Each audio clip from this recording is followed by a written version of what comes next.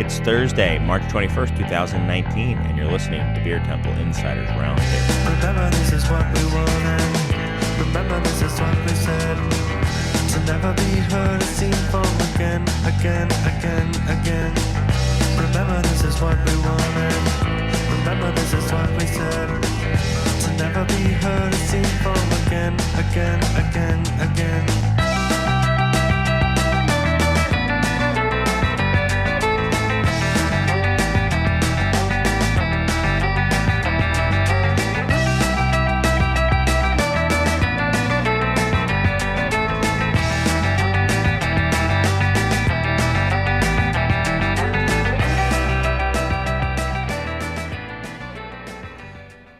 Hello, and welcome to the Beer Temple Insiders Roundtable. I'm your host, Chris Quinn, joining you as always from Studio B here at the Co-Prosperity Sphere. Lately, what has always been the very steamy Studio B here at the Co-Prosperity Sphere.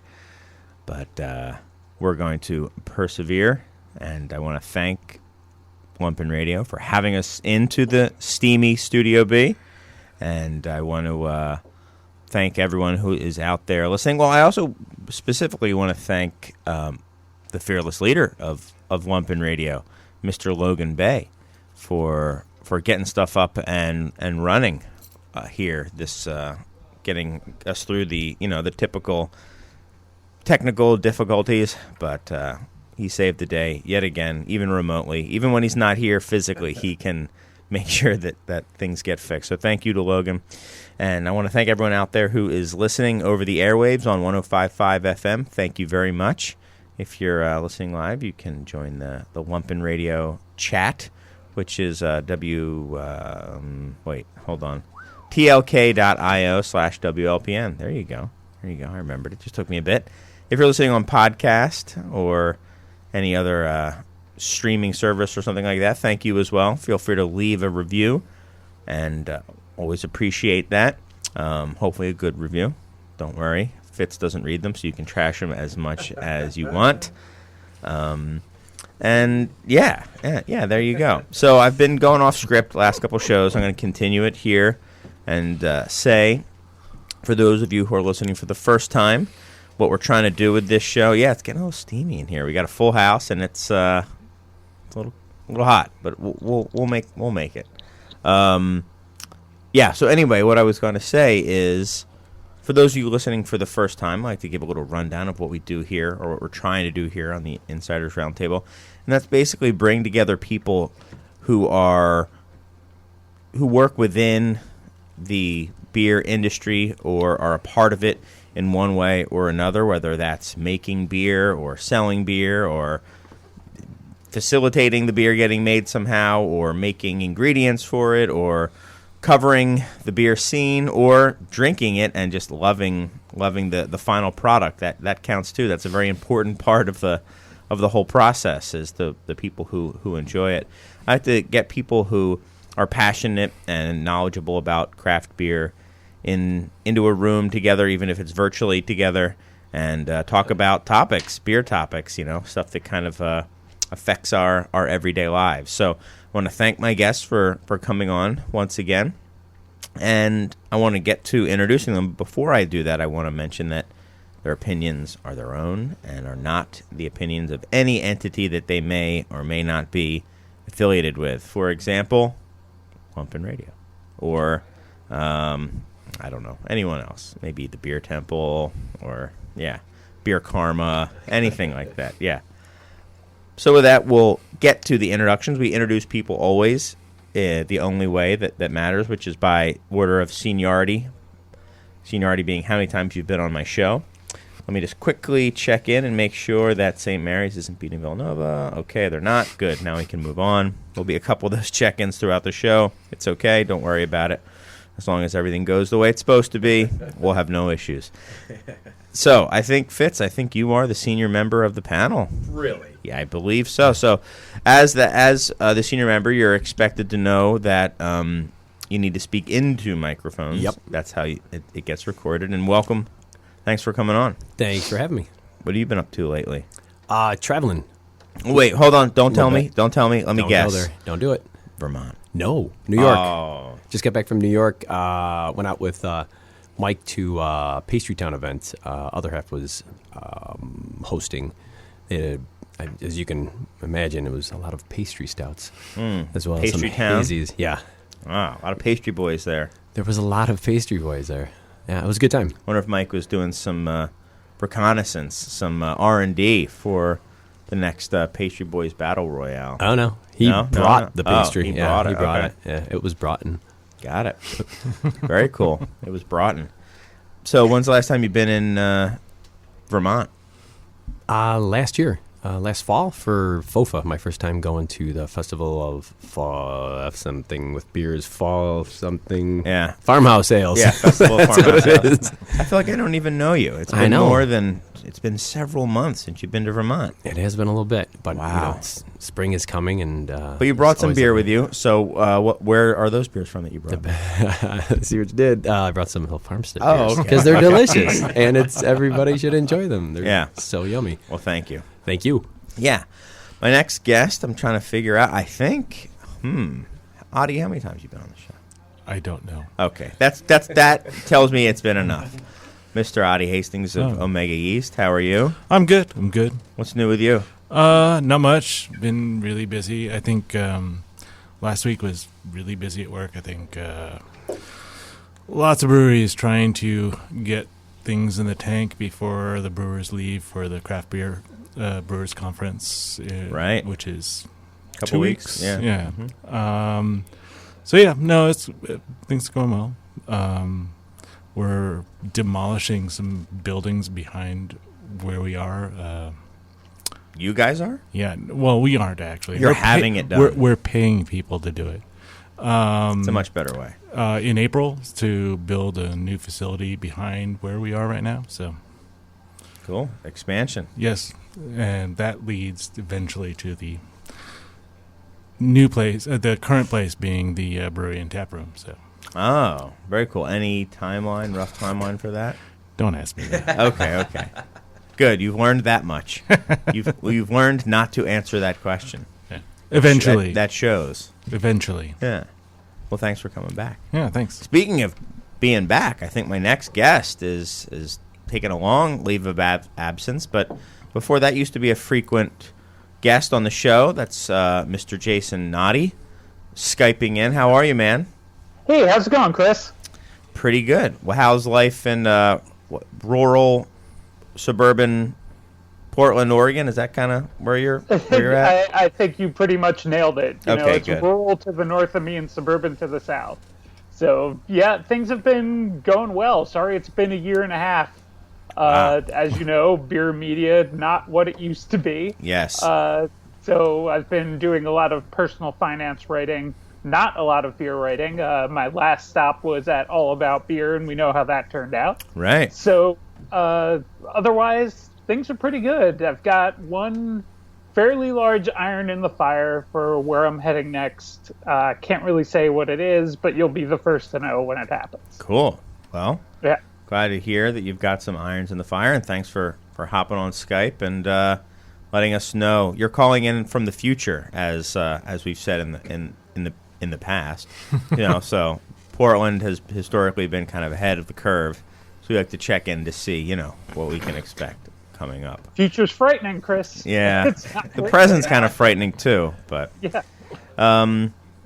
and now I think Michael Roper. I think you're next of the Hop Leaf. I think How I've been are here you? about 5 times. Yeah, it's about right. We stopped keeping track after 5. You're back. I think you were talking about getting your knees done last time you were here. You've got one of them. I had a knee done. Yeah, you got a knee done. New knee. New knee, bionic. You're like a bionic man now. Absolutely. What else is new other than you have new body parts? What else is new? I mean, there's some cool things going in the beer world always. And, we participated in the flagship February thing that Stephen Beaumont had inspired and tried to reintroduce people to the flagship beers of the breweries that opened in the 80s and 90s that now sort of got forgotten because everybody wants the next big thing or the next new thing or the seasonal or whatever. and I think it was pretty successful. I think that a lot of these beers, nobody writes about them anymore. Nobody, in fact, some of them nobody drinks them anymore. But is there a reason for that? Are they subpar or? No, they're better than ever. The thing is that if they've changed at all, they've changed for the better because the equipment they're being brewed on is better. The talent of the brewmasters has increased. The packaging is so much better than it was even a few years ago. So, a Sierra Nevada Pale Ale is better than it's ever been. And a Firestone Walker DBA is absolutely delicious. And which flagship beers did you guys highlight at the Hop Place? We had 21, actually. Oh, man. Whoa. We didn't have them on all at the same time, but we rotated. Give me some highlights then. We rotated through them, and obviously Anchor Steam and obviously Sierra Nevada Pale Ale and Firestone Walker. I actually contacted a lot of the breweries to see what do you think is your flagship beer. And, one of the breweries I contacted was Omegang, which has been around for, 20-something years. And they said, well, we never really had a flagship beer. We had all these beers that we hoped would be our flagship beer. But let me guess. What did they say? Did it Hennepin? Well, no. Hennepin was something that they hoped would be their flagship beer, but it never took off. Pale Sour. Pale Sour?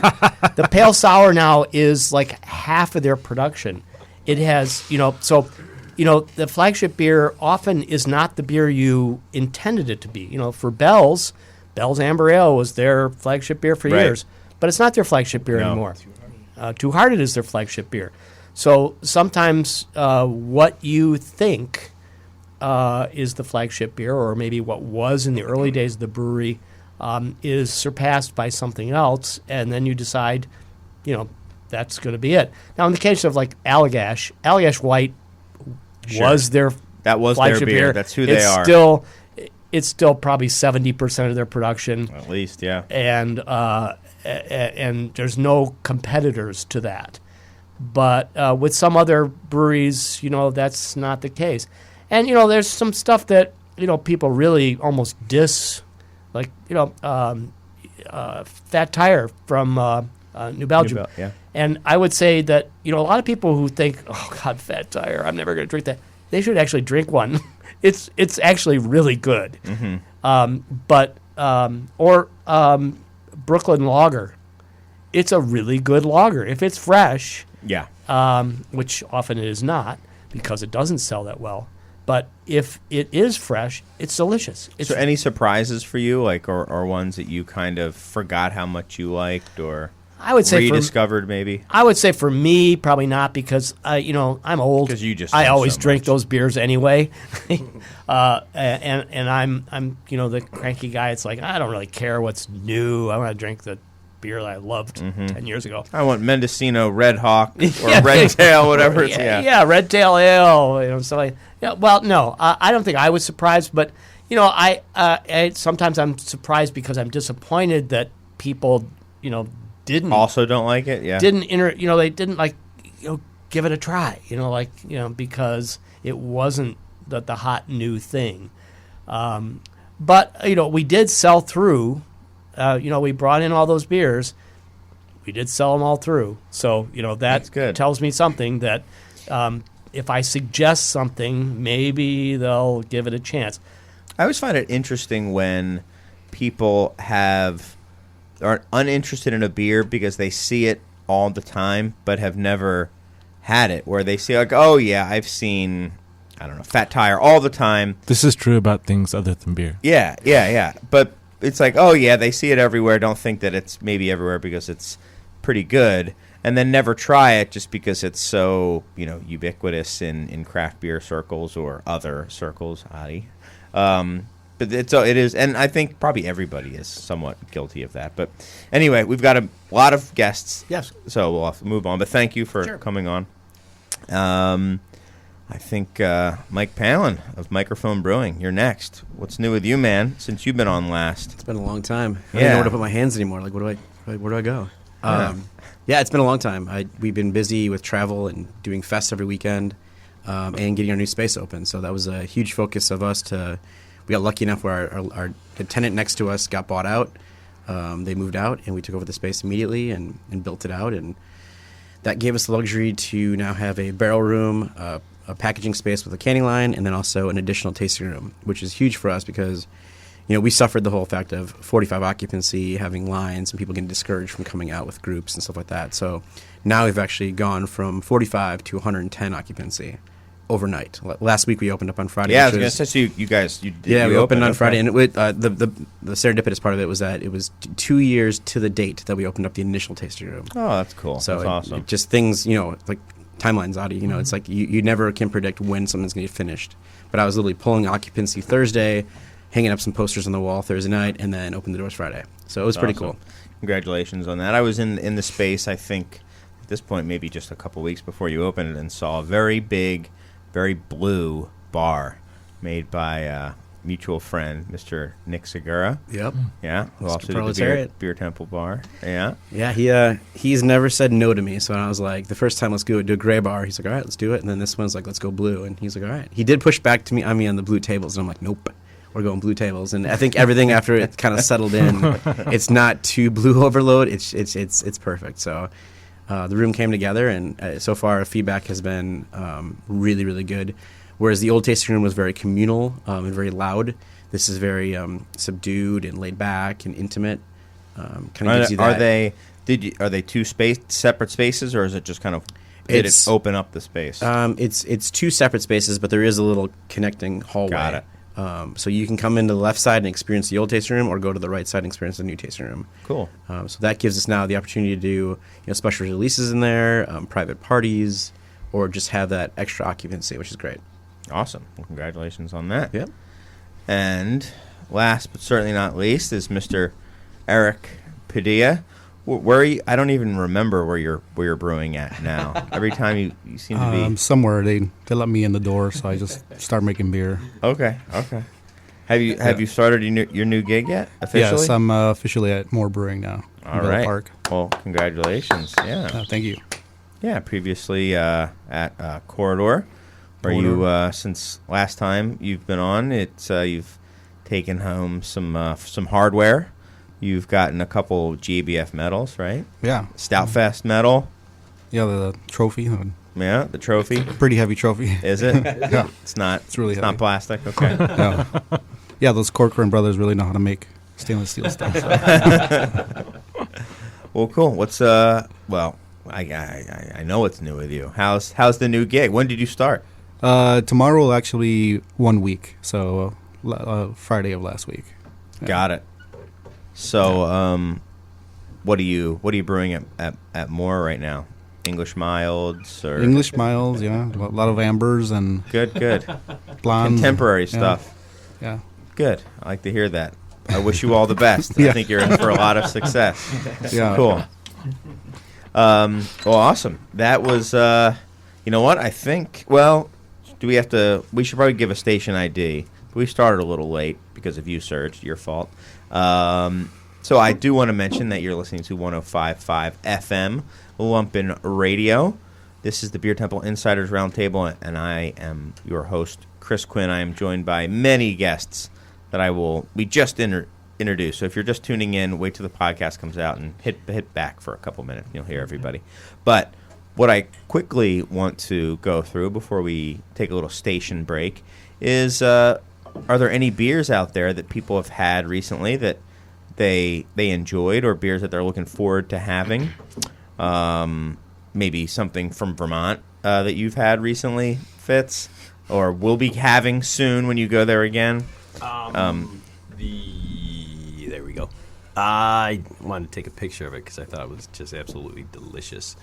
I was out at the Southern Grist anniversary party a couple weeks back in a brewery down there, also in Nashville. It's called Smith and Lentz. Okay. They had a German Pils, and I'm not a 5-capper kind of guy, but I was an easy 5-capper. It was the best beer I've had in especially pills. I'm like, They're notorious for having like 4 or 5 different pills on tap. that's fantastic. That's my jam. I mean, it just seems like in the past, and for me, what the future seems to be is more low ABV beers. I dig what Half Acre does with their hoppy pills and hoppy lagers, and I think that's my focus for the next at least this year to come.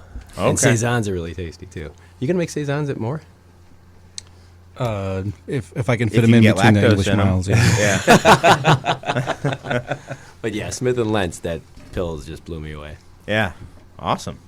How about you, Michael? So just before I had my surgery, myself and Joe Huminiak, who is my beer buyer, we spent a day at Dovetail, and we went up into the barrel storage room where they have their, what can only really be called their Chicago lambics. And we did a custom blending, and we tapped that recently. And, I mean, it turned out so much better than we could have ever believed. So we tapped 8 or 10 different casks, and to test to try different blends. The first one we tried was so good that we kept trying more. And we said we can't use the first one. I mean, but we did, because all the other ones we did were just not as good. And what's really interesting is that I had the brewers and some of the other staff people from Timmermans in Belgium in last week. And, I talked to them a little bit about this. And, of course, these people were incredibly skeptical of that, this people were doing, they have a cool ship there. They're doing something very close to a real lambic. And I poured it for them, and they were like, oh, my God. And they actually left Hop Leaf and went right to the brewery. Wow, that's cool. I mean, and then I texted Hagen. I said the people from Timmermans are on their way because they were actually blown away by this beer. And these people had the absolute lowest expectations imaginable, and it really, really wowed them. Cool. So now they're going to do. I think they're going to do a Belgian-Chicago collaboration project. But I actually say I had the highest expectations, and I was still blown away by this beer. We have another couple barrels of it to go before we run out of it. We did it with Kaiser Tiger, so they have it on tap as well. But it really shows that the one style that everybody thought this is the one thing we're never going to really do in America. Well, yep. All right. We're doing it in America. Well, I got to try it. Who's next? Who's got a beer they want to talk about? I'll jump in. Cool. I've been kind of on a mead kick lately, and it's funny because we got a lot of meaderies coming to the fest this year.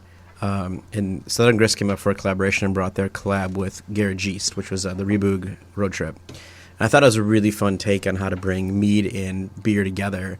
It's a massive imperial stout mixed with their honey. I think it's the Wild Blossom honey. And it really turned out great. It's massive. I think it's like a 15.2%. So a braggot then? A braggot, yeah, 100%. 15.2% beer, but it's got all the elements of a mead and all the elements of a stout combined. So it kind of inspired us where tomorrow we're actually brewing with Maplewood, and we're doing a maple beer braggot. So it's basically 55% base malt, and then the rest of it will be all maple syrup. So we'll see how this turns out. Wait, what? Yeah. What? Yeah. Say it again? Yeah. What is... No, repeat it, because I wasn't paying. So we're 50% we're making pills basically... or base malt. We're basically making a 6% porter that we're then going to amp up with the rest of the tank of maple syrup. So it should be roughly about 55-45 beer to maple syrup. Interesting. Yeah. So we're going to play. But that stuff, that's the kind of stuff that we're having fun with and inspired by. And that's like pretty much 100% fermentable, right? Maple 100%. Syrup. Yeah. So then it's going to get laid down in barrels because we know it'll be too hot to start off. There will be no way to drink it right away. So it'll be sat down in barrels for probably 18 months and see what comes out of it. But it's those things that continue to kind of what do we make next kind of thing. And Right. it was when I had the Southern Garrett G's collab, I was really, really inspired by it. So Wow, that's awesome. I know Scratch has done a beer where all the brewing liquor was maple sap, but that's very different from very maple syrup. But That was a tasty beer too. that was a cool beer. hey Fitz, is there sugar in maple syrup? Yes. So Fitz can't drink it then. Oh well. I could look at it from afar. You Didn't Scratch could do a admire beer it. where the animals in the forest actually made the beer? Yep. I remember that was delicious. Yeah, it was good. That was a true farmhouse beer. Yeah, on the farm. Yeah. How about you, Jason? Anything you've had? I got to tell you, haven't been on the show in about a year and a half. During that time, went to Dublin, got to go to St. James's Gate, talk to the people at Diageo about what was going on at Guinness. And I think one of the things I took home with me, and one of the things that I've been regularly craving, even here in Portland, where I'm surrounded by basically anything, has been Guinness's Antwerpen. The blend of their stout that they made for Belgium, 100 or so years ago. A lot sweeter, a lot far higher alcohol content, but just phenomenal. They opened their Open Gate Brewery, which is basically much like the brewery they have in Maryland right now, where they do a lot of scratch batches. They do a lot of collaborations. When we were there, Creature Comforts from Athens, Georgia, was doing a collaboration with them. And I'm going through all these collaborations, and all I can think is, I want to go back to that. I want to go back I just to want to make that again. Yeah. go back to Antwerpen again. And it's one of those things where I think over the last year or so, they talk about beer as a kind of promiscuous pursuit, where you're continuously learning, you're kind of evolving your way through various styles, and eventually making your way up to pills, and that should be the be all and end all of it. I feel myself settling down into beers, and I feel like Antwerpen is one of them. The beer I'm drinking right now, City of Dreams by Fort George in Astoria, Oregon. Not much to it. It's a hazy pale. They don't really name out the hop bill on it. It's basically what you're getting that day. And it's wonderful. People keep just bringing it to the house. I keep running into it out in the field.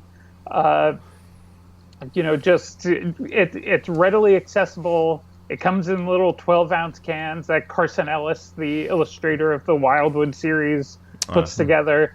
Oh, it's absolutely lovely. And it's one of those beers that, we talk about, flagship February and these solid beers that people just kind of push to the wayside.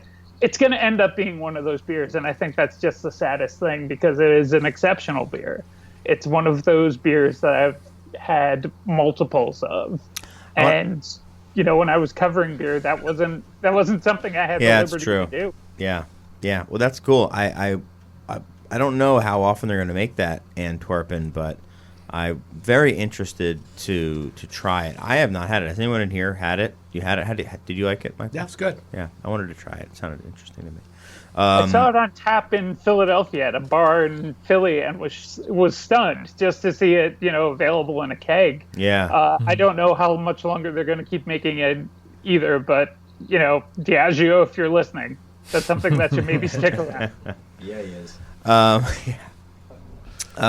For me, I mean, on that note, with St. Patrick's Day, just having been this past weekend, I have to admit I had a few. I had a pint of Guinness on St. Patrick's Day. I had to do that at mutual friend at Patty Long's at Pat Berger's place, Michael, and we have the Paddy Wagon stout from Revolution, 4.5%, kind of this session stout, which I think I've talked about on the past. There was the Bell's Trumpeter, which I really enjoyed. Their 4% stout. Somebody was asking me about, what session stouts do you have on? And I said, is that a thing? He's like, I don't know. I keep hearing about it. So we actually did. We had Mishka from Off Color on, which is their, sub 4% stout. So it is nice to have a whole pint of a stout. And I think some people who are newer to craft beer really are kind of unaware that there are stouts and not imperial stouts only. So it is kind of cool that you can have a whole pint of it. I think it's going to come from second runnings too, right? If you're making a massive imperial stout, you've got the opportunity to still capture some really good sugar water off that grain bill. And I know when I had shadowed Rev back in the day, and they were doing a second runnings beer. And I think that's great. We don't have the ability to do that in our system, but I think that's an awesome way to just introduce those great rich flavors, but keep it low ABV. Yeah, it's awesome. And you can have multiples of them and get all that stuff. What's up? What are you drinking? Yeah. I didn't forget. Fitz. How about you, Eric? What have you had lately? I've also been on a kind of a lager kick lately, like Fitz. Mostly when I go out, I normally tend to order a Pils or, something crisp and clean, maybe like a Saison or, some kind of wild ale. I was lucky enough to share a bottle of E with Mr. Fitz not too long ago, but Hill Farm E. Yeah, Hill Farmstead E, and that was great. There are a lot of really interesting and great wild ales coming up in the United States now. So some are fairly local. Afterthoughts, PCH, and Transient. Those guys are, and obviously Dovetail are doing some really cool stuff. Absolutely, it is neat that you can go all over the country now, and another style that you can get top quality versions of. I'm not going to say you can get an American Lambic anywhere in the country quite yet, but you certainly can in Portland. I think you mean method traditional. Yeah, well, if you're Jester King, if you want to go by what they say. Can we interrupt this program real quick just to give an update that Villanova did win? Yeah, I think we should. Yeah, they did. So you guys who are listening, just for that info, you guys can tune out now. So all is well. Thank you, Michael, for letting everyone know. I got you. Yeah, thanks. I appreciate it. I think that now you should probably take a station ID, right, Serge? Okay. Why don't we go listen to some promos about some of the other great shows that are here at Lumpen Radio, and then we'll come back and talk more beer with the Insiders Roundtable.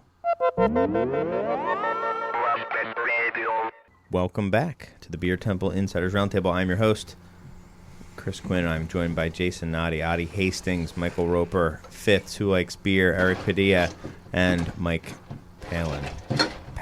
Wait. You got it. Yeah, okay. I know there's one way you like, one way you don't like, so I forget which is which.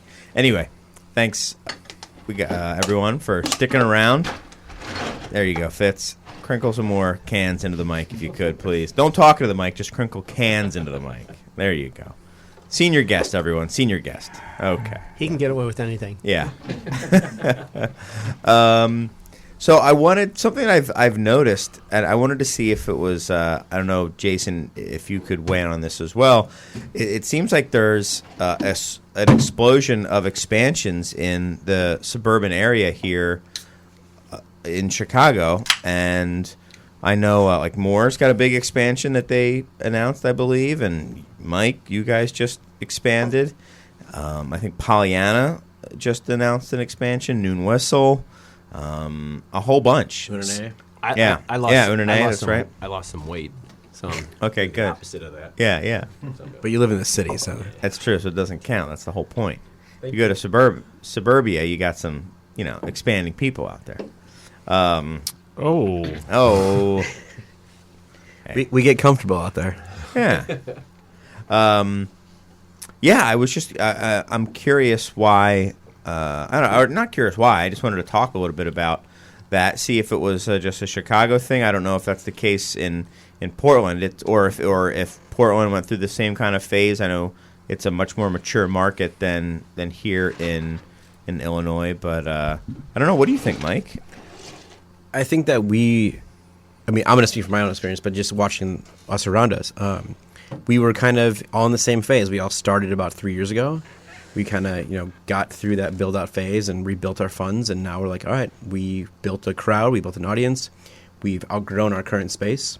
Let's find a secondary space and build that out, or move into a new location that's bigger than that. Jason, look at Great Notion.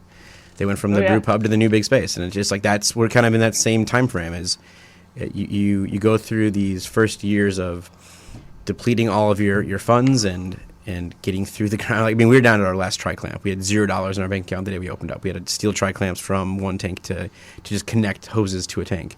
And you just kind of rolled that first year, like, I hope nothing major happens and nothing breaks.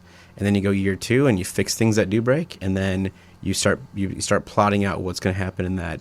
Do we need to expand or do we not expand? For us, our choice was we had to. I think we talked about it. We were going to go open up tasting room in Madison, actually a brewery in tasting room in Madison. We pulled back on that to focus on keeping our locals and our crowd here in Illinois happy. So we had. And to why did you make that decision? Because we saw that people were discouraged by coming and seeing a line at the door, or discouraged that they couldn't get to the beer. So we said, all right, if the space opens up, let's take it immediately and build that out and focus on keeping it here. And we saw the progression of bottles, 750 bottles were everything, bombers were everything, to cans fast. We needed space to do that as well. So the minute that came available, we're like, let's kick it back here. Let's get back in line with the market that is Illinois and Chicago, our home roots. And then if eventually things go well enough, we'll get up to Wisconsin. So, but yeah, I think we just got into that phase of here's where the money was, here's where the money went. Now what's the next phase? And I think a lot of us are in that same timeline. Moore opened up basically the same time we did, a little bit after. Noon Whistle was a little bit before, but not too much. Unane, we paralleled the whole way through. We're kind of all on that same track. So you don't think it's a suburban versus city thing? It's just a when did everybody open thing?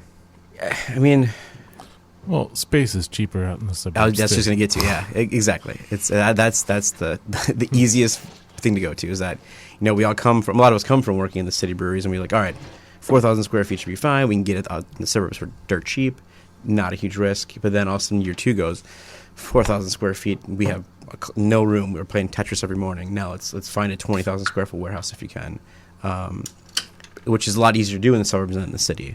So I think that's why you're seeing a lot of these suburban breweries make that move, because there's buildings available. There's cities who want this to happen. They're seeing it. I just got recently an email from Arlington Heights saying, hey, this brewery's looking at coming out. What are your thoughts? Because they saw we're neighboring communities, and they saw what we did in Elk Grove. If you look on even Pro Brewer, there's communities putting out postings. Hey, we're looking for a brewery in McHenry County. Like, we'll give you a building. We'll give you this tax break. They see the benefit of having a brewery in the community, and they encourage it. What do you think is the benefit of having a brewery in the community? You're bringing people from all areas. If you come into our tasting room and take a swab of who's in there at that time, you've got major population of Chicago, you've got Elk Grove, Arlington Heights, the neighboring suburbs, but you've got Wisconsin, you've got Michigan, you've got Indiana, you've got people flying in who are like, hey, I had a layover, I have 2 hours, want to stop out and check it out. We got people from Europe coming all the time. So I think that you have it urban cachet in a suburban location. Man, write that down. It's like he's a writer or something. Yeah. So it just, you bring in people, and when they come out, especially for us being in that location, when people come out, they just want to come out, grab a beer, and then go back home. They come out and try to experience what's around there. And it's been helping with us having, Unane's not far, Moore's not far, Noonwhistle's not far. So people kind of do this little, brewery trail. And along the way, if we don't have food, they'll stop off and get food, or they'll experience what's going on in the neighborhood. So it helps. It lifts it up. What do you think? Recently, Solemn Oath decided to open, in the city. Opposite, yeah. So they felt that they needed to plant a flag in the city to take advantage of, there's obviously beer tourism exists everywhere, but it's really concentrated in the city where, people come for conventions, they're staying in hotels downtown, and they might not want to, take an Uber 30 miles out to go to a brewery. So they're also out in Naperville versus, I think you guys are quite a bit closer, right, Mike? Yeah, that's true. It's still. I don't know the I'm not sure Solemn Oath is still doing that, though. Yeah. Because the building that they're moving in, it's still for lease, and the permit sign went down like a month ago or something. As of as of a couple, I'd heard the same thing, Adi. I had seen a text that over the shoulder of somebody else that said there was no hold up. I think regardless, I'm not sure where you're going with that, but I think that I would love to have a location in the city because we do see that the people that we used to distribute a lot in the city. Those people don't get up to us as much anymore, and we miss out on them now. Like it's an investment to say, hey, let's load up in the car, drive all the way out to Elk Grove Village, and hang out there for a day. I totally get that. So I can see why eventually breweries will, if they can find a location that makes sense and is affordable enough, and in a location that makes sense, they'll come back to the city for sure. So why wouldn't you just distribute? Because Solomon does distribute to the city. I mean, what do you think is the difference between having a tap room, a suburban place having a tap room in the city versus distributing in the city? Or is there one? Or is it just we don't have enough to distribute, but maybe we could do a tap room? I think it's about... It makes you a presence. Right. It makes you a portion of that city. I think here in Portland, we see more of that than we do, certainly, breweries starting up in Portland and then heading out to the suburbs. If you think about who we have in town, Deschutes, Rogue, 10 Barrel, all started in places that were outside of Portland and came in. Deschutes, their tap room, it still has a line outside it. And they're, a full pub. They have a great facility down in Bend, and they're absolutely killing it. We have, just this year alone, brewers from Mount Hood, from Canton, Washington, from Salem, all coming in, planting satellite tap rooms in the city for just that reason. So they can be viewed as part of Portland's scene. So they can be along a certain circuit of breweries there that you can, while you're at Deschutes or while you're at Bonnie Bear or something like that, or while you're at Great Notion, you can visit them as well. And they can do higher volume there for reasons that have already been stated. Mm-hmm. You already have Uber and Lyft there. You have a great public transit system there. You can get a room for the night. Airbnb, it's not the hardest thing in the world. And you'll end up with people coming from down I-5 across the river in Washington to spend the weekend there. Make a whole little weekend trip of it. It's for us here. That's kind of been the more overarching trend, and It's interesting to see how the breweries here react. We already alluded to Great Notion opening up their second brewing facility, and it's a tourist brewing facility. It's enormous. Giant mural painted. You can take growlers and cans out. It's right near downtown. And we've had a couple of brewers do that already. Breakside started out as a small pub in North Portland. Their latest facility is up in Northwest, and it is much like Great Notion. It's huge. It's a hangar. Oh, wow. And they're... So they're in the suburbs now, or? No. Northwest Portland is basically just an industrial section of Portland. Got it. Or at least the industrials of Northwest Portland. Sure. But they'll open a second facility closer to downtown so that they can still have that, unique pub environment that they started out in, the small little space for their neighborhood. But then, when people come in, fly in from out of town or whatever, they're staying at the hotels downtown. They can take a streetcar up, and it's the easiest thing to go to that Breakside or that Great Notion and just call that your trip. And they're all within blocks of each other. See, Fitz, he comes from the future. So this is what you can look forward to here in Chicago in a couple of years. I mean, now that I think about it, Tired Hands in Philadelphia just announced that they're going to be doing the same thing as well, where they're opening up a new location in the city and pouring their beers there right across from a beer garden that they had operated last summer, which also seems to be a thing now that breweries are doing, is they're getting kind of like event permits and doing beer gardens for kind of the summer months and stuff like that.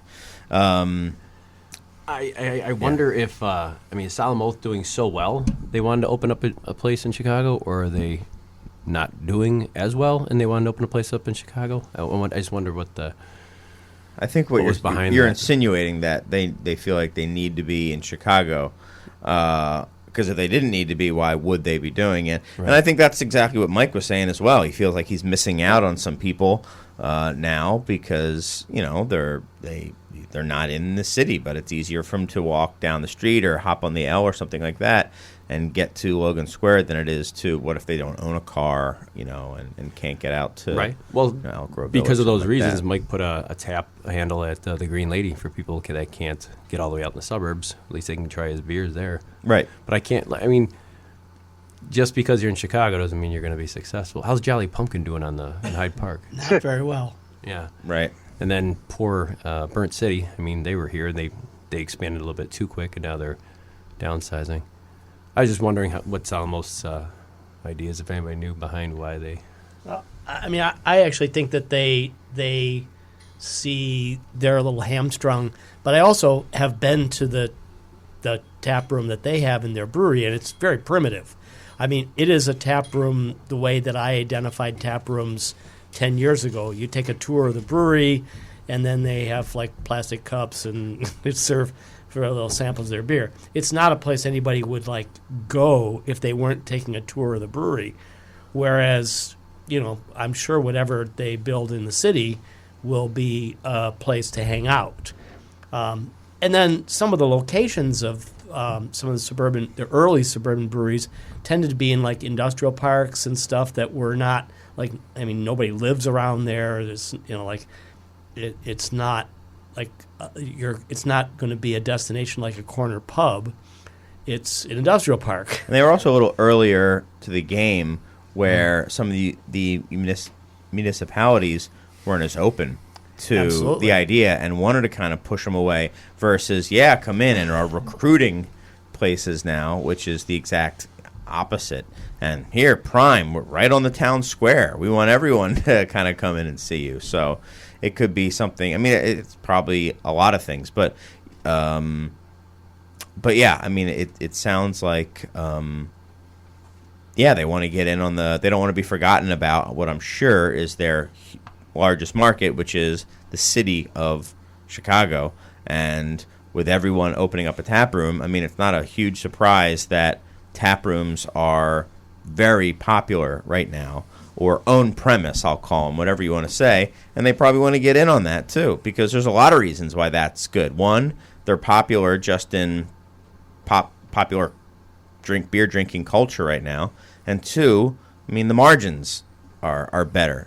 Selling a keg to a distributor or even selling a keg to a bar that you self-distribute to pales in comparison to making a beer and then serving it directly to somebody. And for a small business, I'm sure It's you also see those hard- margins and you like them. It's also harder to find bars to take your beer because they're, we used to carry, if you were brewing in Chicago, we were to carry you. Well, now there's over 80 breweries in the city. We can't carry all of you. So a lot of breweries are finding, oh my God, it's really hard to find a place to pour my beer. So I got to open my own place in the city or nobody's going to be pouring my beer in Chicago. And it's not necessarily because people are making a value judgment like your beer is not as good. It's just that there's so much good beer that it's overwhelming. And so I can see where people say, well, if I want to sell beer in Chicago, I better open my own tap room there. And that's the way I'm going to sell it. It's interesting. So that makes me think. Well, first it makes me think that you're listening to WLPNLP Chicago 105.5 FM, as Serge reminded me of. The other thing it reminds me of is those are the exact same things people in England say. Small brewers in England say the exact same thing. If anyone's going to pour my beer, I got to open up my own pub. It's funny. It's they do it because of Tide House, but I think maybe and a lack of competition perhaps, or being shut out from competition. But you're saying it's kind of the same solution to a very different problem, or coming at the problem coming from a very different angle, where you have so much choice that you need to kind of like hone people in and focus them on my beers. Here, just come here and drink, and drink my beers. I think as we come out of 2018 and go into 19, and we're starting to see this huge influx of breweries that came. We went from 4,000 to 7,000 pretty fast, and it keeps growing.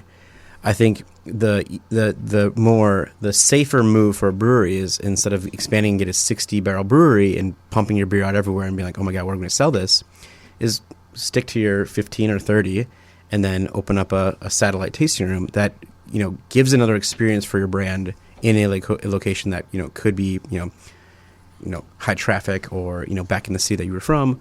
All that stuff. That's way less risky than having to be like, all right, we got this 60-barrel brewery with 120-barrel tanks, and how do we move this beer everywhere? Right, which is also why, probably why, I don't know why, but why the Guild has been pushing for this. They've been lobbying for years for increasing the number of satellite locations.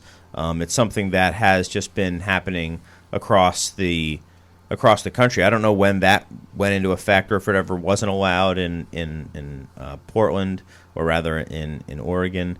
Jason, I know it was a big thing in California several years back, and I think it's a big every thing in brewery Ohio. Yeah. Also Fathead is Fathead, tons. Yeah. Platform also has several. Yeah. So now here we have the luxury to have multiple. What's that, Jason? I'm sorry, you think about it out here in Portland, and from the minute that there was the brew pub law in effect allowing brewers to have on-premise sales, that's where the McMenamins brothers start kind of taking over. And now there are dozens of locations throughout the Pacific Northwest. So, they've had that idea for quite a while. I think one of the things that's still missing in the equation in certain states is, the not having to necessarily lean on a place like Horse Brass here in Portland or Hop Leaf in Chicago for a place to put your keg. I look at a brewer like Boneyard in Bend, and they were under 10,000 barrels in 2013. They're now up to about 25,000 and are one of the top 10 breweries here in Oregon. And they do it just by going where people aren't. They go to pizza shops. They go to movie theaters. They go to little wine bars. They try to just be in places where their fellow brewers are uncomfortable. And I think, they're very fortunate that Oregon has laws that make it amenable for them to do those kind of things. But I think if you're guilds, yes, you should be pushing for satellite locations, for the ability to have tap rooms and brew pubs. But at the same time, you should also be pushing for the ability to sell beer wherever you can sell it. And it's closing those gaps that's going to make it a lot easier for brewers in general to expand without having to take on added real estate costs, to not have those kind of sunk capital finances to worry about.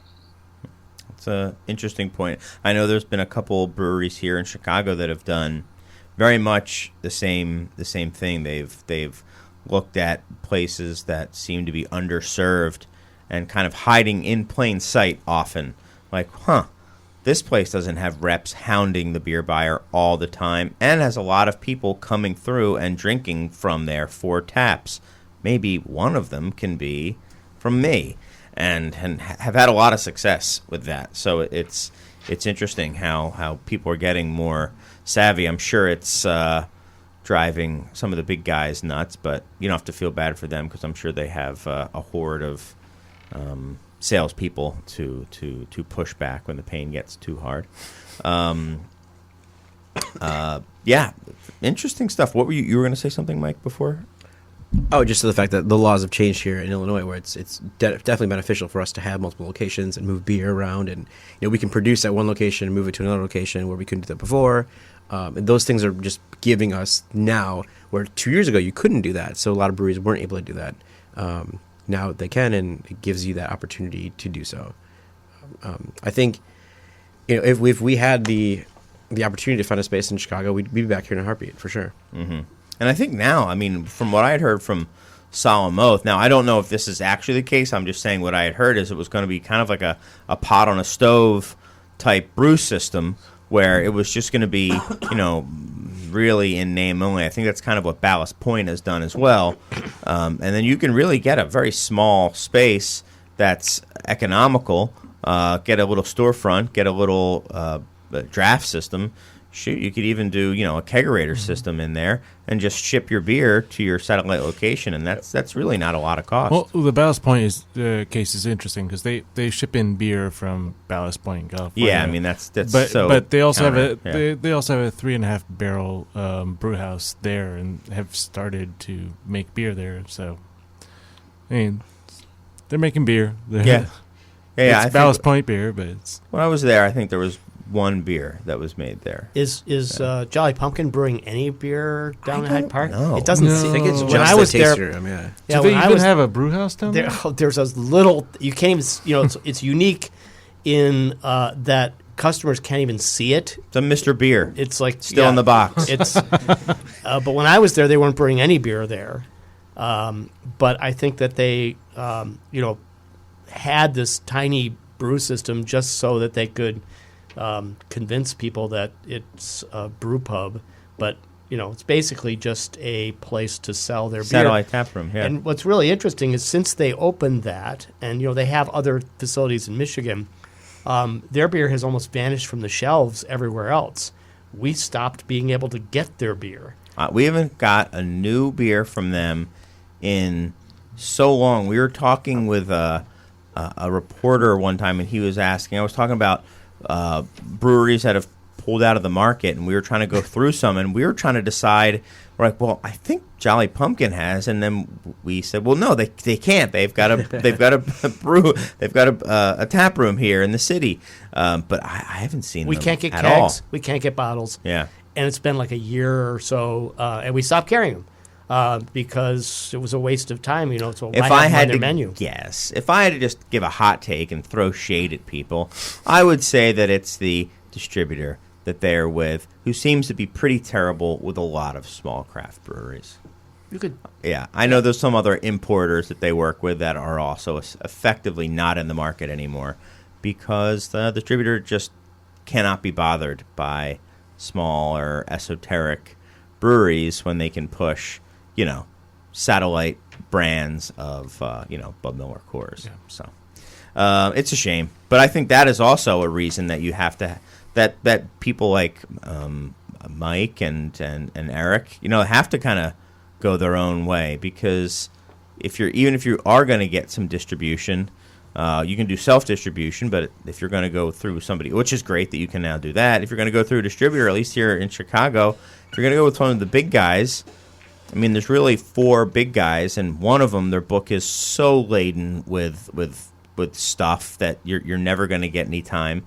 The other 2 are beholden to big beer and have maybe a couple other big craft breweries to kind of round it out, and that's where the focus is going to be, and have been more brazen than ever at just burying other people and not even giving lip service anymore. At least they're more honest now. They're just like, we're not going to do that. We're not going to sell your beer. No, you can't leave. No, you can't leave and get out of your contract, but we're just not going to sell your beer. So anyway, would you like to buy, I won't say the beer, but, we all know. I mean, you guys out there can imagine who it is, and you'll be right. No matter who you're thinking of, you'll be right, because it's all the big guys. I mean, it's not like one or the other. Yeah, I mean, it's frustrating, I'm sure, for you, Michael. It drives me up a wall that there's, like, this great beer out there from people who want, I don't know if, Jolly Pumpkin, I don't know what the case is with them, but there are certainly breweries who want to sell the beer. The breweries want they want their beer in the hop leaf. You want their beer in the hop leaf. And the distributor is just like, nah, I'll pre-buy the beer. Nah, it's not worth it. Not worth the effort for us. We're not bringing in new SKUs. And then, we've got a new, flavor of something. Like, okay. How is how's Big Beer kind of pushing their weight around up in Portland? How is like Elysian or 10 Barrel or Golden Road or people like that doing? Well, I mean, we still have Kroger outlets here. We still have a lot of the, big grocery outlets, big facing, big points of sale where they are dominating. Kroger recently just did a whole change of its planogram and had absolutely no local input on that whatsoever. So it turned into a kind of big switch to a lot of AB brands, and not even to AB brands that would make sense here. Yeah, that's what I'm saying. It was amazing. It's just amazing that it's just. It doesn't matter, though. It doesn't matter. They know there's people who are at Kroger and are going to buy what is there. I think they've come to the realization that in some situations, good enough. It just has to be good enough for them to decide not to buy something there and to go somewhere else. And as long as they've passed that, they have a brewer within state limits that still. Kept all of its actual brewers, is really trying with its styles, and is still winning awards here in state. Is still winning our little Portland Alt Weekly awards for best beers. Is that 10 Barrel? In 10 Barrel. Yeah, and that's not who's getting placement in Kroger. They're looking to push Space Dust instead. They're looking to push basic of Golden Road instead. And those are choices that don't make any sense here whatsoever, especially since anywhere within a 1 mile radius of that Kroger, you're going to be able to get basically any craft brand in town, though the distribution options for those are slowly shrinking as well. We see a lot of consolidation out here, and it's making it a lot harder for smaller breweries to, elbow their way on. Even if you're Great Notion, for example, and you're just starting your canning line, you're not going to be able to get distributed with any degree of certainty just because you're number 23 to 36 in line at whatever distributor you're going to jump on with. Right. It's a big problem with overcrowding and just portfolios that haven't gotten a look in a good long time. It was funny. We were in San Diego a few weeks back, and we went to St. Archer, and they've been bought out. And they were really pushing the 16.9 ounce cans for like $2 with all mosaic hops. Like, my God, I could never touch that. I could never touch that price point. Like, how are you doing this? But it was that's kind of like their thing that they're doing, and it was like, all right, go for it. Yep. And friend of the show. Doug Valicki had a great post about buying influence on social media, and I remember seeing some suspect independent coverage from that in hindsight. Yeah. I think it's probably about time we take a break, listen to some music. You got some stuff queued up, Serge? He's nodding his head yes. So we'll listen to some tunes and then come back, talk a little bit more beer. With the Beer Temple Insiders Roundtable.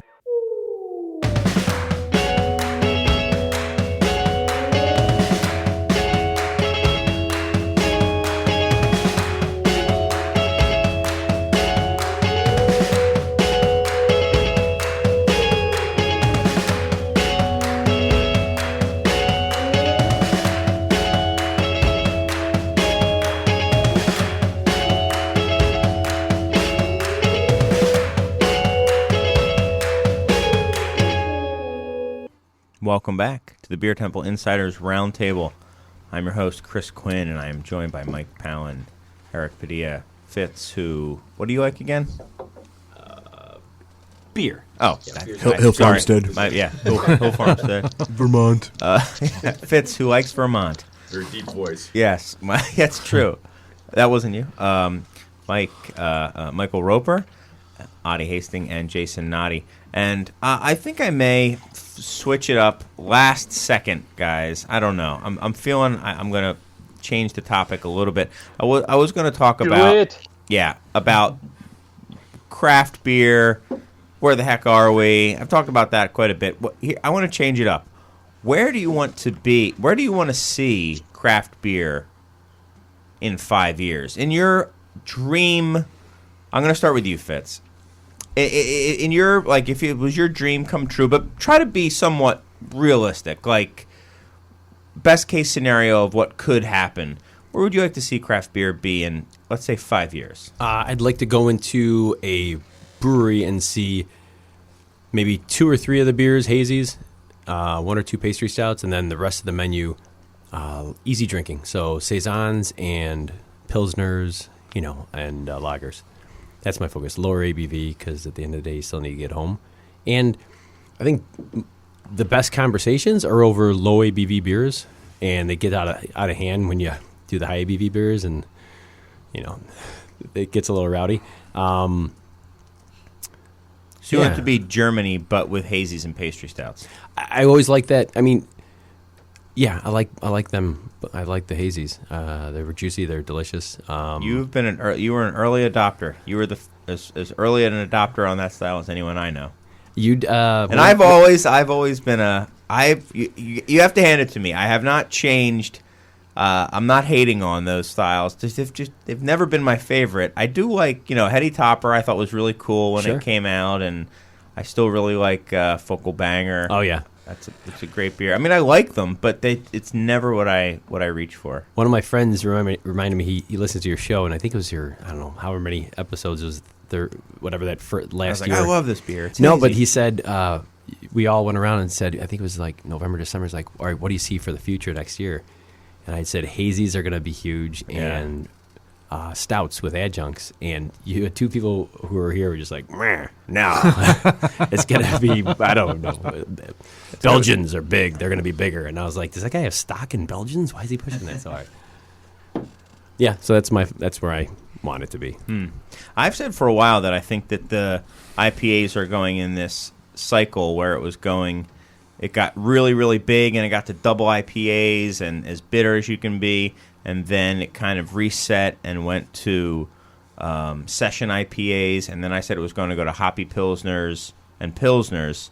The hazy threw me for a loop because they weren't really a thing at the time. You were hating. And the fruited stuff. No, when I came up with this original prediction, they weren't really a thing. They're pretty brand new. And I still think that is the trend that it's going towards. It's all just going to come back to Bud Light in the end. In the end, that's why it's a number one. Because, Miller High Life, come on, man. Yeah, right. The last lager that I brewed at Corridor was an adjunct lager, kind of like a Miller High Life. So check and mate. Was it? Never mind. No. Okay. Any other? Where would you like it to be, Jason?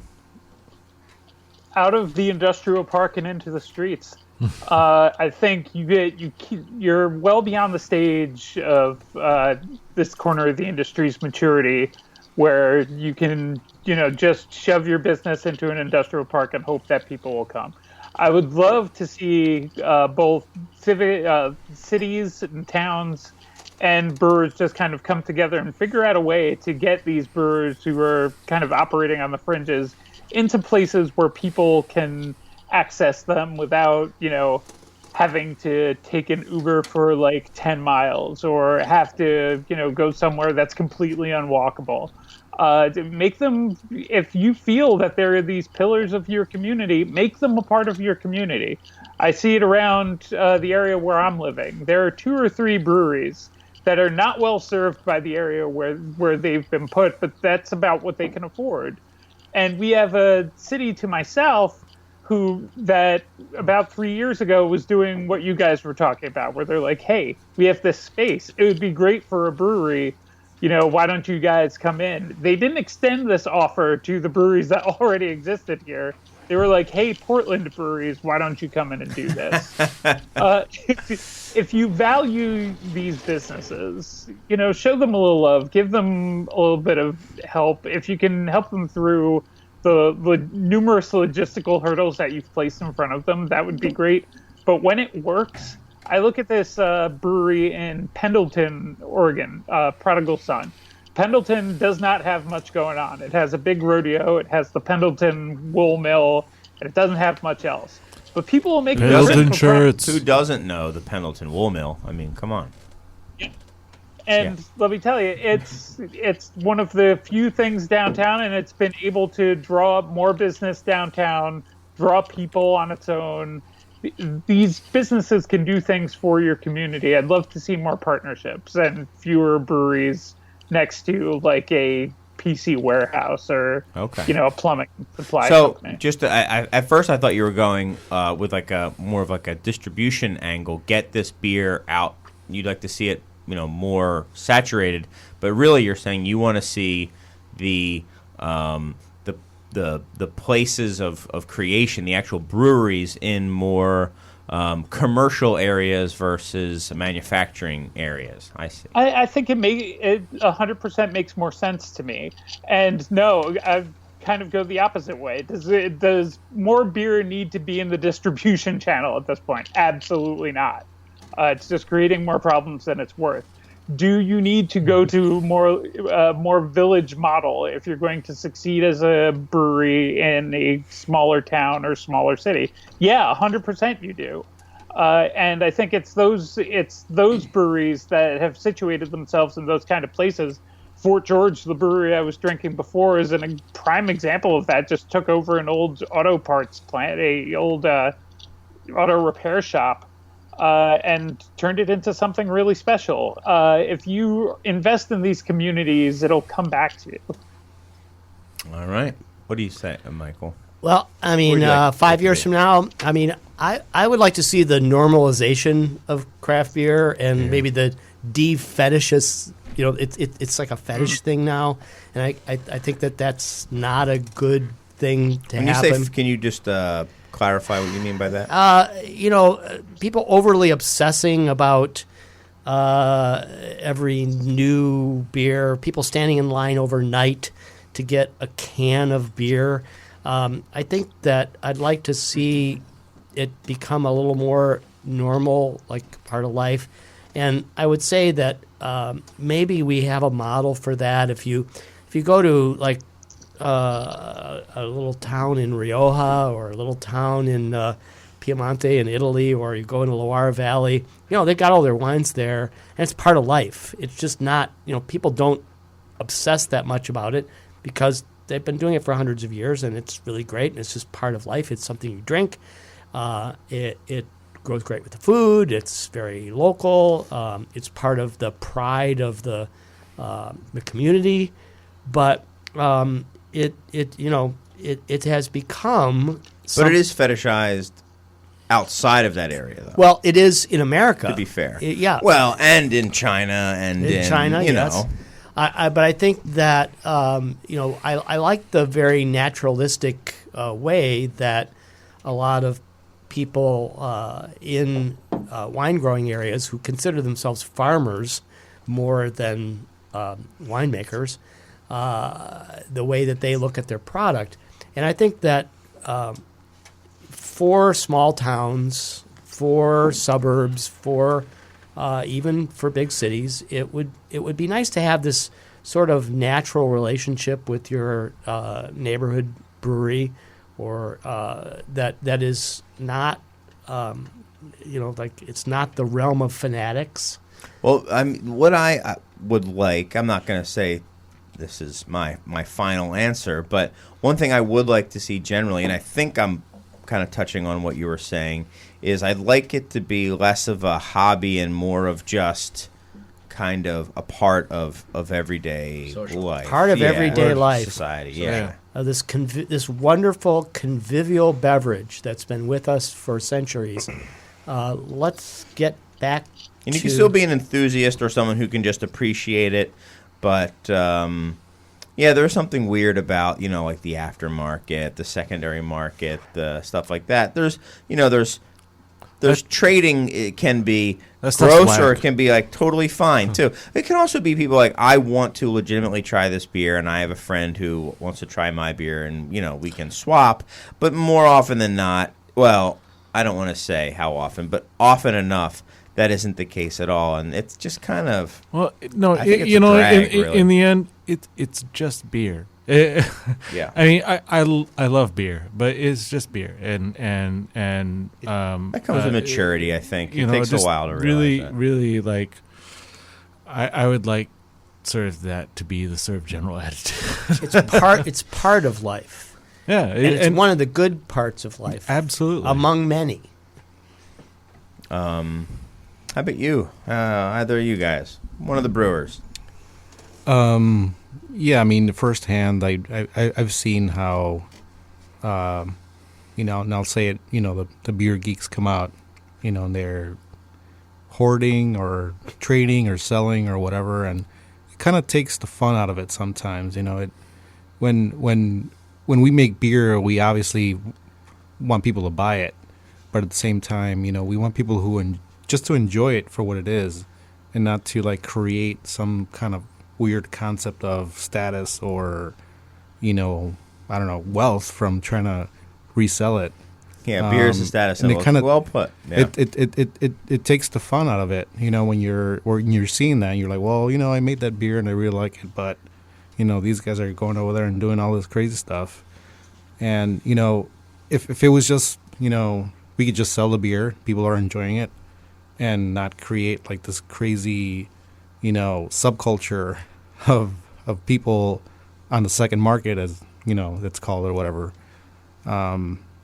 It's kind of strange because at the same time, they buy a lot of beer, and Right. but they Yeah. also create tension in the community, kind of a competition between your regulars and people that just come out to buy a bunch of beer that they probably are not even going to drink.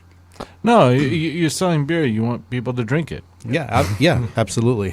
It shouldn't be And enjoy It it. shouldn't be precious. And enjoy it. It's just beer. It's just beer. We can make more. To invoke Doug Valicki again, I will say, he was telling me about a don't drink beer quote where he was making fun of some guy saying, I got to stand in line, I got to wait, I got to get this special release so I can trade it for essentially the same beer from across the country. It's for somebody else who's doing the exact same thing and just like getting the same beer in return for what you just sent.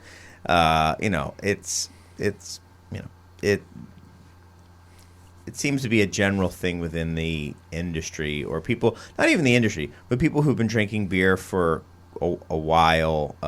And I think you put it pretty succinctly, Adi. It's just beer. I personally had to realize that when I kind of went down the rabbit hole for the first time, and I started getting these beers that were on the top 10 list.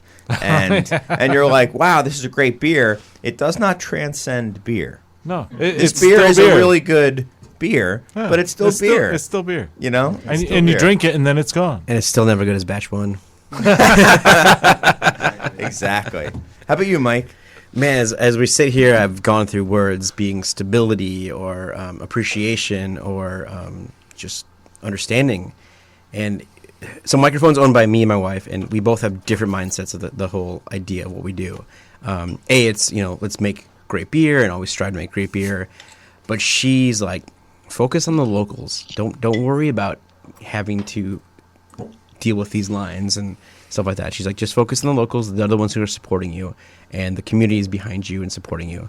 And so, as much as we do the weirdest stuff in the world, and we've pretty much put anything in beer you can possibly do. I think 2019 is the year where now we've got a book of recipes that we've worked for the last 4 years, built them, dialed them in. Those are now going to be kind of readily available. And we're going to be doing, we've bought 2 more tanks for Pilsners and Lagers, and just really catering to the everyday drinker, and not chasing that whale hunter. And it's weird to say that because that is kind of where it's gotten us to the point of where we are. I mean, people used to chase our vans, and people line up for hours at a time to get our beer, and it's weird to say that, but I think at the end of the day, in 5 years or 10 years or whatever it is, I just want people to sit back and go, man, that was a really good beer and a really good time, and I really appreciate what happened at Microphone or at wherever it was, and not just be like, man, I've got a whole basement full of beer that's probably not good anymore, and what did I do? The other thing I think is I think that's just a sign of maturity as a brewery. I think there's other breweries who have done that here locally. Pipeworks is the one that kind of jumps out to me. They kind of made like a hard pivot. Yep. Very quickly, like almost, I mean, not literally overnight, but in terms of like brewery life, very, very quickly. And now they make some of the best lagers in town. Yeah, there you go. But just wanting to be like, to say, okay, the Bomber game isn't going to be sustainable for us, the 2-3 new beers every week. And Don't you like their idea when it comes to barrel age releasing? They just quietly put them in their dojo. I think that's fantastic. Instead of saying, okay, and they have a huge line, yada, yada. No. They just put them in the cooler there. Yeah. I think it's a great idea. Yeah. Kind of like what you do right before a holiday. You'll just put little Easter eggs on the shelf, and you're like, that's what you want. Yeah. That's when you see who really cares comes out. Yeah. For me, I'd say I would like maybe diversity of beer. I want there to be hazies. I want there to be pastry stouts. I think people sometimes think that because they're not my favorites that I don't want those beers to exist. I think it's fun and novel and cool that people are doing wacky stuff and that people think it's those flavors in beer are novel to them and enjoyable and they like it. Hazy's not going anywhere, by the way. Yeah, no, I don't think it's going anywhere. Ask Adi. Yeah, no, I was saying I don't think it is. I don't think that is at all. I don't think putting stuff into beer is going anywhere. It's gone. It's been around forever, and I'm fine with that. I that is totally okay. What I would like to see is. Maybe a combination of what everyone here was saying is just kind of a normalizing of just good beer is here. It's not going anywhere. You're going to have it. And also having maybe pockets of people where you can go and really geek out on sour wild ales from all over the world. Or maybe a bar that just specializes in sour wild ales from, our specialty is these type of wild ales. And if there are geeks who are really into that, they can go do that. And if there are people who just want to go and just shoot pool and have some easy drinking beer, they can do that. But well-made, crafted, thoughtful beer. Even if it's just something that you can just, knock down and not really have to think about. But if you do stop and think, you know what, there's a little something going on there, but it doesn't get in the way of things if I don't want it to. And also if I want to get a Tim Taylor or a good, as you were talking about during the break, Adi, a good kind of English beer, something like that. With so many breweries around, getting any style of beer that you want shouldn't be too difficult. So I would like to kind of see just proliferation of styles and types of beers and beers for occasions. It's kind of what I would like to see. I think right now there are just a lot of hoppy beers, sour beers, and big stouts. And I'd like it to be a little bit more diverse, and I think it's just going to take time. I think it'll happen. It's just going to take time. All those three, the sort of categories, hoppy beers, sour beers, big imperial stouts, all are beer styles where you can make a mediocre beer and cover it up enough, like with a bunch of stuff, that it like people are still sort of like really into it. Like the sour is like you throw like a huge amount of fruit into there. It's like, oh, it doesn't even taste like beer. Hoppy beers, you throw a bunch of hops at it. And I've had lots of beers from places where it's like the hops are really nice, but the underlying beer is really not. Mm-hmm. It's okay. And the funny thing is there are other styles out there that people enjoy, and I know this is a beer that you have on draft, Michael, because I just looked up your draft list, and because that's how I do my ordering. And no, but the beer that we get people asking like, "Can I get this to go?" And a beer that recently has been more popular to go than any that I personally have noticed. I'm sure the bartenders who are there more often than me working the bar will have other examples. You'll hear about it tomorrow. Yeah, is Herder Morkel, the selling it like crazy. Yeah, people get it, and they're like, "This is amazing. Can I get this to go? I love this beer." It's a Munich Dunkel essentially, and it's a great beer, and it's low alcohol, and it's malty. It's not really hoppy at all, but it's light enough that you can drink several of, and it scratches an itch that you people are surprised to get that beer because you just don't see beers like that anymore, like a nut brown or an amber or something like that. You know, they might not be my favorite, but it's nice to be able to get one once in a while. And Just go up to New Glarus. Yeah, yeah, right. but and it is cool that there are, like I said, you know, some lower alcohol. It seems like dark lagers have become a mini explosion now, even locally. Because I know Pipeworks has one, Spiteful has one.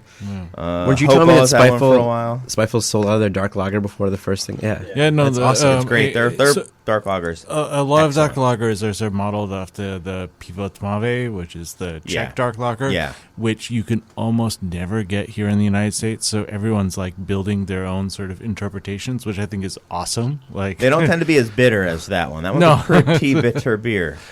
But that's what I would like to see. I'd like to see there's so many types of beers out there, and they've all kind of gained popularity because people enjoyed drinking them for one reason or another. There's better beer being made than ever. Let's have them all. Made in America, you know, fresh, local, you know. I will say one thing, that with the explosion in massive breweries here and overseas too, is that as a traveler, you can go anywhere now, and beer is a common language. It's fantastic. No matter what kind of beer you like, you'll find something somewhere in this world that you can relate to. And that's awesome. And that didn't exist a few years back. I mean, when we traveled overseas, I'd have to like go on to rate beer or whatever and like ask questions like, who should I go visit in France? Now that doesn't even, you just go into a city and you'll find, if you go to a local bar and be like, hey, go check out this place. And within a stone's throw, you've got several different options to find great local beer. And I think that like the styles he mentioned originally, like, you know, so the super hoppy IPA, the imperial stout, the sour beer, those to me are rebellion beers, and they were part of a rebellion that we all wanted to happen against the PBR, Miller Lite, Bud Light, Coors, all those styles that, you know, I mean, because they're all packed with flavor. The beers, you know, triple like hopped. So when I started tending bar in 1972, and that's all we had, and you know, it was this pent up desire to have something else, and there was this rebellion. And this rebellion happened. It started with Sierra Nevada and Anchor and a few other breweries. And those styles were what people went for. Now, you know, we're maturing a little bit. We don't need to rebel so much anymore because, you know, we've already proven that beer can have flavor. Now we can get a little more subtle. And that's what's happening. And I am optimistic. I do think it's just going to take time. You know, you can't rush these things. People are going to kind of have to try different stuff and realize that they've want to try something different, and then businesses and breweries will have to react to that. And I think we will get there. I certainly hope so. I certainly hope it's not the craft version of 1972 Detroit. What was Vermont like in 1972, Fitz, beer scene wise? What kind of farmhouses were they making out there? I don't think it was part of America in 1972. Oh, okay. Either way. Oh, okay. Is it now? It doesn't seem like it when you go there. It's beautiful. No, I think especially now, like the beer scene is incredible. I mean, it's much more mature than it was 10 years ago. 5 years ago, yeah. like, and as I mean, you know, you have American brewers making lagers that are just as good as any sort of German lagers. I might sort of be struck down for saying that, but I mean, like really very good ones, yeah, beautiful beers, and there's not a lot to them. It's not like it's like it's malty and bitter, and that's about it. It's refreshing though. No, exactly, and they're great beers, and the beauty kind of lies in the simplicity. but no one's standing in line for them. But it's I can go into my corner store and buy them. But there's also table wines, and then there's Opus One. I think there can be a small. No, there can be a huge range of things, and that's awesome. I think that there should be. I'm pretty happy. Like every month, I drink like some new beer, and I'm like, wow, this is really, really great. Like, it's, You said something that resonates with me. It's kind of to what we've been chasing after, I think, is we've been making beer that doesn't taste like beer. You said that. You said this beer doesn't taste like beer, and like you're right. The shift has gone into let's make something that you can drink that tastes more like a dessert or a fruit or something like that, where it's less about the beer, more about the taste.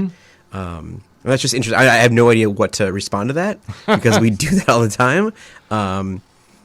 But I mean, we know how to make a lager. We know how to make all that stuff. We are doing it. But for the breadth of our beers and what we go after is making those beers that are not tasting like beer. And it's just funny when you said that, it stopped me in my tracks, and it really made me think for a second, like, okay, so I don't even know what to say yet, but I'm just going to just move it over from there. Yeah, I mean, I do know that you, a mutual friend of ours, he works in your tap room now and worked with me before, Nick Conti. I've tasted beer with that guy. Nick? What's up, Nick? I've tasted beer with that guy. You can hear him laughing from Elk Grove. Yeah, no, he's not in the studio, guys. He's not in the studio. He is in Elk Grove. He's just that loud. So one thing I was going to say is, I've drank beer with that guy many times, and if he had like a lager or something like that, his response would be, "Yeah, it tastes like beer." And then like, okay, give me something different. I want to try it. So it's. I think I really want to see it go that way. It does kind of worry me. I wouldn't say it breaks my heart, but it concerns me when I see some of these bigger regional breweries, pivoting or putting some stock in seltzer and stuff like that. I don't think that's going to be a long-term thing. Maybe that's just some growing pains for the size they are. Who THC knows? soda on the other. Right. There you go. But I'm talking a little bit further down the road. I'm hoping that a mature market, a mature beer brewery doesn't feel the need to meet the bottom line by doing Dr. Brown's celery soda with alcohol, something like that. Like, because we're crafty. Not your father's celery soda. Yeah, exactly. But we're crafty, so we don't do LaCroix. We do, whatever. But did you see that? Genesee? No. Their cream ale just linked up with Other Half? Other Half, yeah. To put a cool spin on it. I think that's fun, right? Like, if we go back to flagship February, I mean, Genesee cream ale, that's a flagship and half, right? No kidding. So now to put a fun spin on it. What they do? I don't even know what they did with it. It's like Genesee and Other Half did a collaboration. I think it's like the Genesee cream ale based like hopped with Citra, like intensely hopped with Citra. So it's. But I think it's a win-win for both parties, right? It's like, here's what we do, here's what you do. Absolutely. Get people drinking that beer again, and it's fun. So who knows what the future holds right now? I'm sure Mike Miller will be happy. The only Genesee handle they called in it Chicago Genesee that I know of. They called it Genesee Dream Ale. Oh, there you go. We are just about out of time. We have a little bit of time to go around and get some final thoughts. Want to thank everyone for being on and see if they have any final things to say. How about you, Fitz? What would you like to say? I just learned that AJ Maka Distributing is going to be rolling out a Rare Barrel in Chicago starting April 25th at... Just learned that, huh, during the course of the show? Just before the show. Okay. Crafted in, was it 1979 out in Mokina is going to put it on April 25th, and then the Green Lady is going to have it April 26th. Here comes Rare Barrel. Cool. Jason, how about you? Anything? You know what? I just want to make one last observation before we stop. I just love hearing brewers saying that they're, tired of people waiting online and not being able to get their beer. I think I've been waiting about 5 years to hear people say that. And I'm glad that, we're seeing brewers in a position where they're able to do that, you're on your feet and financially sound enough that you're not, just waiting for the shoe to drop, and that you can relax a bit and make the beers that you actually want to make and not have people chasing your trucks all over town. I wish all of you folks in Chicago the best. And I've been on with the folks from Microphone before, and, best of luck to you guys. It sounds like you've got something great going on out there. Thanks, Jason. Yeah. Oh, hold on. Adi wanted to see what you look like. Hold on. Now let's get you on the main screen. There he is. That's it. Hey, Jason. Adi? Yeah, no. Beer's awesome. All right. That's my final thought. Okay. Good. Eric? I'm just wondering what people were saying to the first guy who made an IPA, if it tasted like beer or not. I mean, it obviously tastes are subjective, and people enjoy different things. I don't always want to drink a pastry stout or hazy IPA. Most of the time, I don't when I'm out and about. I just want people to enjoy, drinking whatever beer they're drinking, and not judge anyone else for what they're drinking, or, whatever makes you happy. Just, respect each other, drink some good beer, and have some fun. You know what? That is a sentiment. Yeah, that is not that gets overlooked. I think a lot of us. That was beautiful, Eric. Yeah, Oh my God. it's great. Well put. I think it is a sentiment that almost everybody, I think, feels, but it gets overlooked too often. Is that we just want people to enjoy the beer, and there's certainly no poo-pooing what people like. If you like it, good for you, man. That's great. Enjoy what you like. Michael, anything? At these little forums that we have, of course, we bring some beer, and I thought, well, I'm going to bring some Orval today, and we all enjoyed that. We but did. I'm particularly thankful that Fitz brought this Hill Farmstead stuff, because we're drinking, at least I'm drinking right now, this Arthur that was bottled in 2016, and It's glorious. That's really, like 100 visits ago. yeah, it's really good. So, if I had to think of why did I drive all the way down here tonight? I drove down here tonight to have the 2016 Arthur from Hill Farmstead, because it's pretty special. Awesome. How about you, Mike? There's a lot to plug, but I'm not going to do that. I want to focus on. There's a lot of changes right now in the Chicagoland industry, and you're seeing a lot of breweries moving from brewery to brewery. And a neighbor and a friend, there's been a lot of changes right now with more brewing, and I've seen Sean now move and do his own thing, and I'm really, really appreciative of that. Previous brewer at yeah, Moore, Sean Burns, and him and I have gotten really close, and I've seen his ability to brew great beer, and I'm really, really excited for his next venture in Phase 3. But I'm also very, very happy for Eric to now finally get his position to kind of be in the forefront and make the beer that he has made for years and years and years. Eric and Fitz and I go back in the day and sharing beer in a condo, and it's cool to see between the St. Laurent guys, which is Ryan and Banks, and Eric and Fitz and I, and we all share beers together back in the day. We all get inspired by the Cans of Julius, the Heady Toppers, and all that stuff. And now we're all kind of here at the forefront making beer. And I think Eric has sat back in the wings for several years, and I think it's finally his time has come. And I know he's got some big shoes to fill at Moore, but please, just you guys, once you guys get to Eric's beers at Moore, you're gonna love it. It's awesome. So I'm proud of you, bud. It's been fun to see you kind of go from your different routes, but your time has come, man, and I'm excited to see it. I will go. Thanks a lot, Mike. And I wouldn't be here without all the hanging out with you guys, and all the way back to the homebrew days with drinking beers with Fitz and Banks and Ryan and everyone. I mean, there's inspiration comes from somewhere, and also it gets cultivated by the people around you, and it inspires you to keep going. And I'm here now because of that. So thanks a lot. I, for one, have no doubt that I never for a moment, as soon as I heard that you were taking over, I never for a moment thought that there would be a slip bit more for what it's worth. So I don't think anyone has anything to fear. I think you've got your bona fides. You've shown for a long time that you know what you're doing. So yeah, I mean, for what it's worth, which based on what I've been saying this whole show is probably not worth very much, but as far as I'm concerned, yeah, there's no fear. The ship is in good hands. So yeah. Back at Hill Farmstead back in the day. Yeah. Back at Hill Farmstead.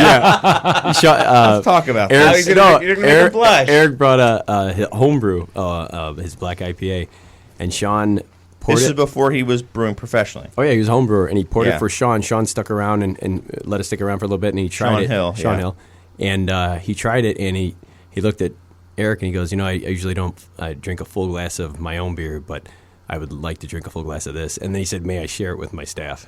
I mean, it was pretty special, and he was floored by it. So I've had no doubt. I've been drinking his beer forever, and I'm really glad that he's at there you have it. The big stage now. Flagship Black IPA. It's coming back. You heard it here first. Thanks, Fitz.